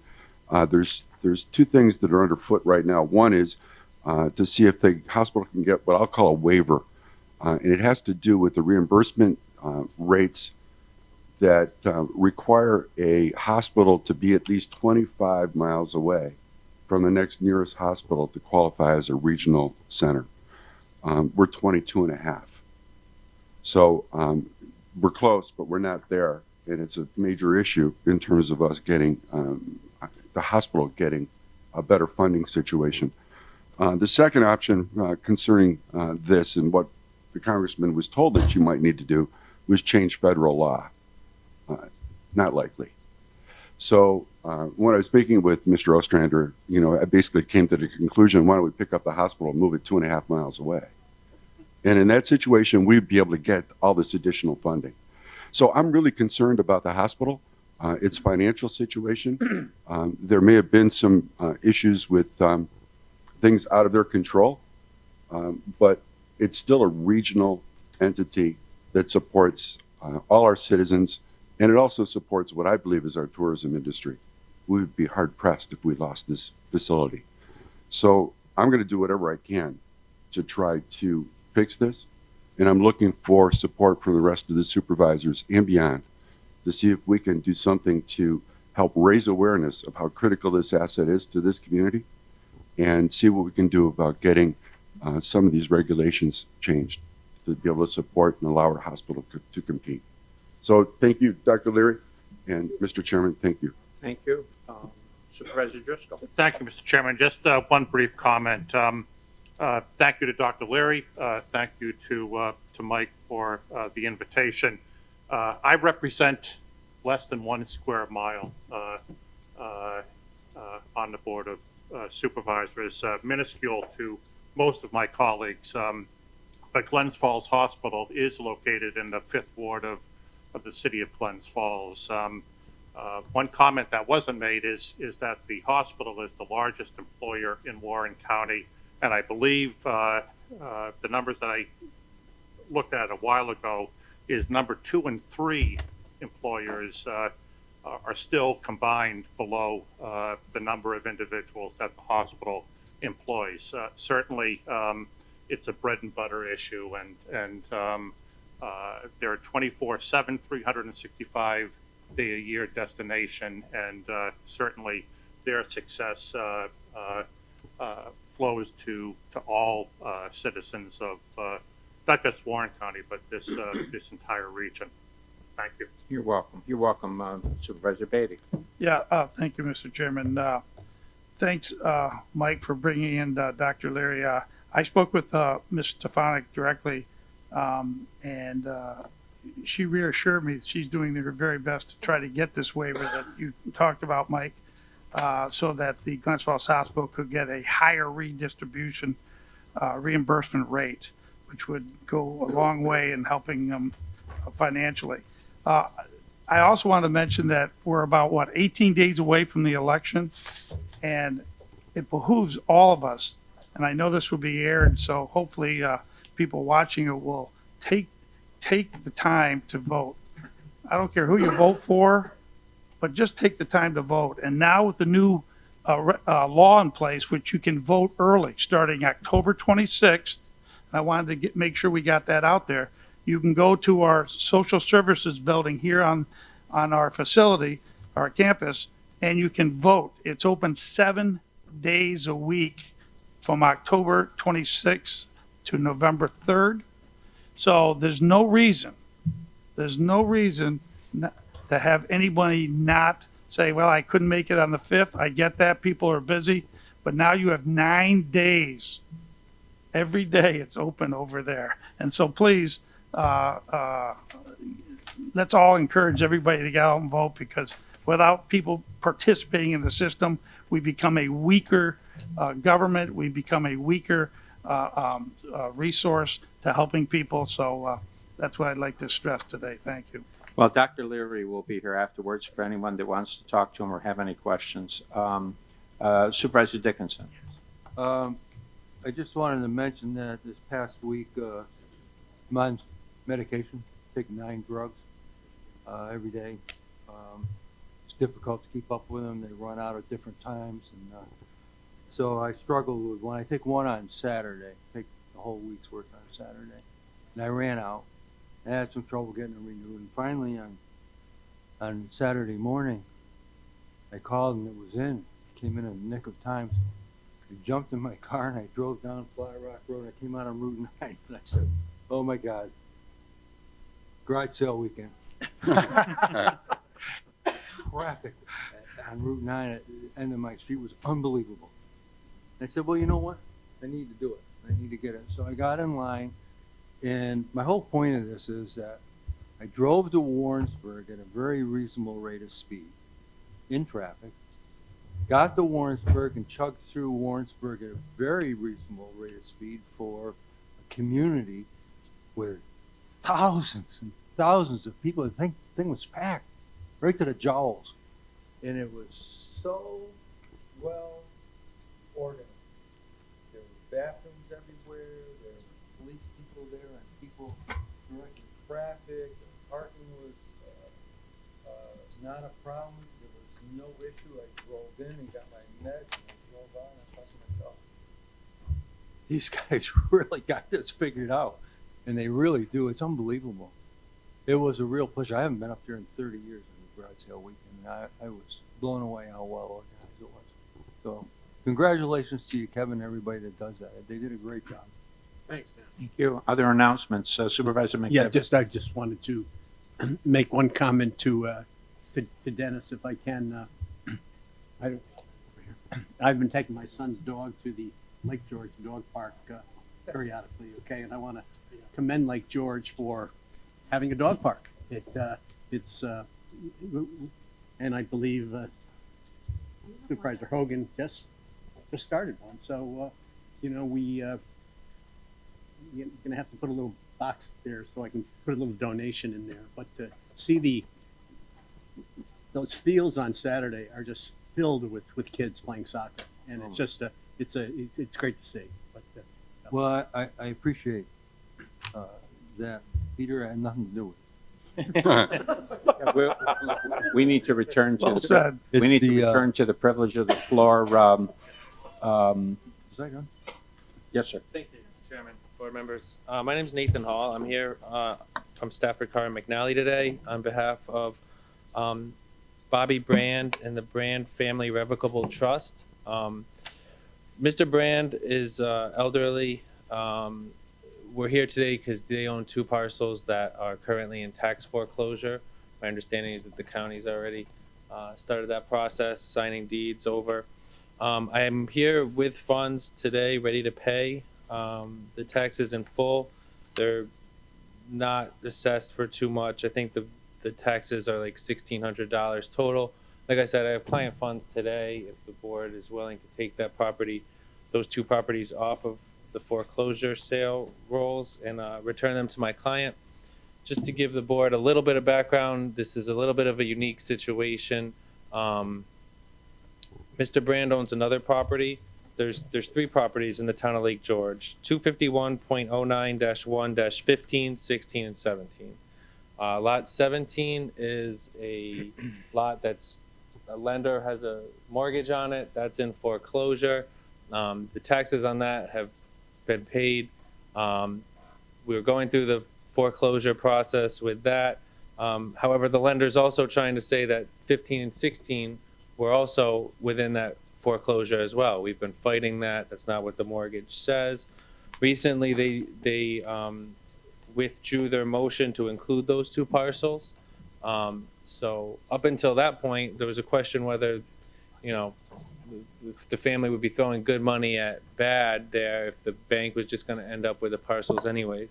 So a bit of a unique circumstance there. Obviously my client would have liked to have paid the taxes before now, but as I said, if the board is willing to take those properties off of the tax foreclosure rolls, I can go to the treasurer's office right now, pay the taxes in full. They have plans to list it. My understanding is that they have a prospective buyer to improve the lots and increase the tax base. All right, let's do this. This is going to get this could get complicated. I see the county treasurer. If I could ask Mike, if I could ask you to come to the podium on this relative to this, and Mary, you're going to need to, from a legal point of view, going to need to weigh in on this as well. Normally, the procedure would be we have a last chance meeting. At the last chance meeting, a repayment plan would be proposed. But the law, there are very specific dates within the law, and I don't know, Mike, have we already taken title to the property? Yes, I believe I signed the deed Tuesday, I think it was. So yes, we've already taken title to the property. Unfortunately, this is the first I've heard about this, other than a brief phone call to my office the other day. And we do have a long procedure on how this is all done. And I believe at one point in time, Attorney Stafford was reached out to sometime in July concerning this non-payment. So I don't know, you know, we decided, we meaning the county attorney and I, basically that there was a deadline, and that was a couple of weeks ago, to pay the taxes. All the legal work has been done, the deed has been filed, and Right. that's where we're at. Let's, all right, so that's the process that you just described. If you could indulge me here legally, Mary, if you could weigh in on the, we've taken title to the property, what options, if any, do we have at this stage? What options does the board have? Sure. If the board decides that they would like to let this resident pay their taxes, we'll just file a corrected deed this afternoon and we'll take those 2 parcels off. Right. We haven't secured any bid on this. The auction is not until tomorrow. Okay, so the auction is when? Tomorrow. Tomorrow The auction morning. is tomorrow, so we haven't, we don't have a third party now having purchased the property. I think at this point, I think what I'd like to do is turn to the chairwoman of Real Property, the Environment and Real Property, Supervisor Bramer. Maybe you'd like to weigh in on this? Thank you, I would. Yes, we do have a process in place for this kind of thing. We give people lots of chances. We give them the last chance meeting. You can go now to the treasurer's office directly anytime during the summer and get an extension, enter into a payment plan. We even granted some people, and we offered it to anyone who showed up with money in September, pay in full, and the treasurer will take that money. To come the day before the auction and ask for your property to be pulled, I am not in support of that. I understand there are difficulties, but we have been very accommodating to as many as we can, and I don't feel like this is, at this point, an appropriate time to pull the property from the auction. Just, Mary, you'd like to comment again? Yeah, I just want to be very careful about saying we have processes, because we do, and they're in writing. But we choose to forego those processes a lot. And that's what I mean I mean that because we take payments late. We take payments after the last chance meeting. We let people call and give us their circumstances, and then we let them pay. So I just want to be very careful. Like, we make exceptions all the time for people, and we're going to run into problems if we stop making those exceptions. All right, let's do this. We'll have further discussion on this, but I think that in order to have further discussion on this, it needs to be made a part of our agenda. Once again, since it's not part of our agenda, to make this part of our agenda will require a motion to waive our rules. It will require a 2/3 vote of this board. After that is completed, then there will have to be a motion regarding this matter, and when it comes before us, it will be made part of this actionable agenda. But I think the first step, in order to have further discussion on this at this time, since there is whether there's sufficient support amongst the supervisors to want to waive the rules of the board to make this part of our agenda. I'll make that motion. We have a motion from Supervisor Loeb to make it part of the agenda. Gene, is that a second? Supervisor Molino on the second. I think we're going to want to raise the hands on this. All those in favor of making this part of our agenda signify by raising your hand. Those that are opposed, raise your hand. All right, I believe that does constitute 2/3 of the vote. One more time on the noes. On the noes. Just have a conversation. I just want to make sure Conversation. that we have a 2/3. Just a conversation. That's the start. Yeah, just for a conversation.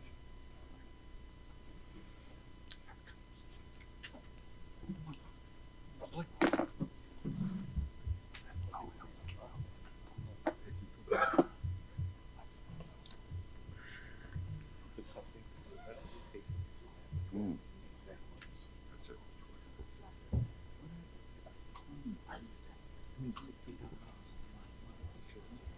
Mm-hmm.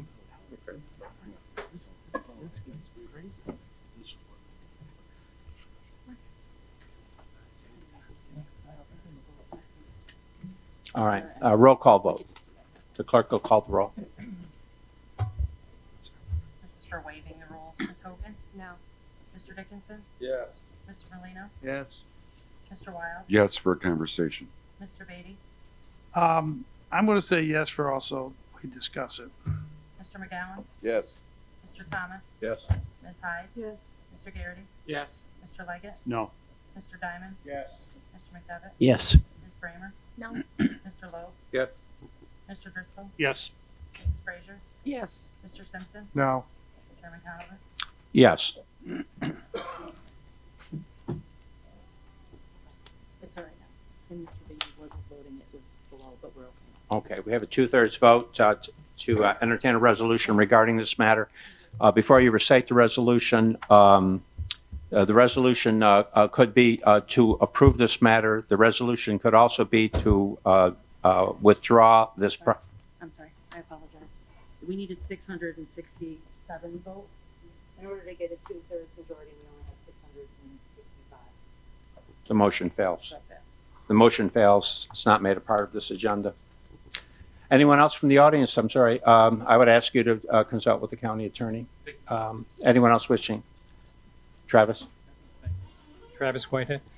I attended the inaugural Climate Smart Committee meeting earlier this week, and I did hear Supervisor McDevitt raise the same concern about, we should be looking at the efficiencies in this building itself. And I mentioned to him afterwards that I had indeed looked at the efficiencies here sometime in the past because of the program we had with Siemens, and I at that time had to look at what the energy savings were. Found they were far less than Siemens had projected. But the important thing is I had all the material in front of me. So taking that and then just going to the EPA website to find out what that meant as far as greenhouse gas emissions and such. What I found is that just a 10% reduction, just to get 10% more efficient in the energy in this building would be the equivalent of purchasing 30 electric vehicles, each one of which went 10,000 miles a year. So I think in one case you have a very attainable goal of a 10% reduction here and should be looked at. But I think the point is that without at least looking at some numbers, you might, say, well, geez, EVs are good too. But the point is you really do need to do a cost-benefit analysis on every decision that you make here, whether it be climate change or anything else. And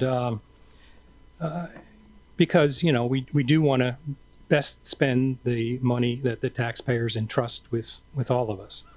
So I also listened in to the budget meeting that we had the other day, and I'd like to commend Supervisor Thomas for the job he did, and in particular, it seemed like it focused on beefing up some other reserve funds that have been neglected for many years. A lot of the funding coming from the general fund, which seems to be very tight as it is now, not nearly as tight as it looked 2 years ago. But still, what was said at that meeting was that the state controller suggests that you have a two months expenses in your reserve. You don't have quite 2 months expenses, but you're fairly close to that. So it seems like you're on target and you're working in the right direction. And it also seems that these other reserve funds are underfunded, and so that you're putting attention to that. This is all good stuff. Contrast that with my town, the town of Queensbury, who has about 6 months in the general fund and has had 6 months expenses in the general fund for the last 5 years, and has stuffed all additional monies outside the budget process into all these other reserve funds to where they're all fat as well. So, I mean, you've got to look at these things, and you are looking at these things, and I commend you for it. So that's really all I had to say. Thank you. Thank you, Travis. Absolutely. Good morning, Frank Dietrich, Lake George, New York. First, I want to thank Supervisor Molino for the Star Smith Travel report visit earlier this week, I guess it was. Really informative session, interestingly presented by someone whose last name's Smith, not related. But it was a good view. Took it from an industry-wide level, so looking across the United States, they're a global company, but across the United States, and then drilling down into Warren County to see how we fit and compare. I thought it was a really good session. The ask on getting smaller properties to respond to Smith Travel is something that we can do. Lodging Association can reach out. We'll need some help in terms of getting all the participants that, Mike, you have on file, but if we can get contact information, we're happy to help in terms of soliciting their input to Smith Travel. I've done it for the Inn at Earl West. We do not typically respond. We're a 10-suite boutique property, so comparatives are difficult to gain out of Smith Travel. Excuse me, but I went ahead and followed that link. It's an easy thing to do, and it's something we can help with. We also can back into a lot of data because of all the information that Mike has. We know properties, we know how many rooms they have, we know how much occupancy tax has been collected. So we can reverse engineer that data to a certain extent and get good visibility as well. And we're happy to help with that if the county's interested in doing that. A couple of things, from that session, their predictions for Smith Travel, just for clarity, they're usually dependent. They don't have any crystal balls, but they do know what properties are being built in the area. So they're usually a supply and demand. So their predictions for next year being down and then the year following being up are supply and demand oriented. How many properties are here? One thing that's good news for Warren County relative to surrounding counties is we have weathered the introduction of 92,000 rooms at exits 18 and 19 and have taken that inventory on at least as Smith Travel sees it. Has there been some downstream impact to smaller properties? There may have, but certainly across the space, part of the data that we're seeing this year is the absorption of those 92,000 room nights. In terms of spending, some things, we are in a competitive space, and percentages, Doug, as you mentioned, Supervisor Beatty, as you mentioned, are real, but when you turn it into numbers, when you look at 2016 to 2018, Warren County growth in guest spending has moved by $50.8 million. If you look at the rest of the Adirondack region, it's moved by $92.5 million.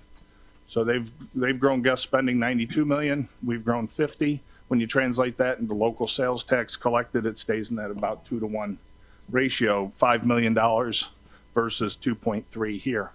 The point in that is it's not a criticism. It's just we're in a competitive space. Those sales tax dollars are important to this county and the residents of this community, and tourism has a unique opportunity to contribute. 40+ million already comes into the county through tourism spending, as reported by Tourism Economics, which is an industry consultant. So where we are, we're working better than ever. 24% of our residents call their livelihood is directly or indirectly linked to tourism. The obvious are hotel employees, restaurant employees. The less obvious are things like food delivery drivers and the warehouses where they pick up their goods and move from. Those are changing materially.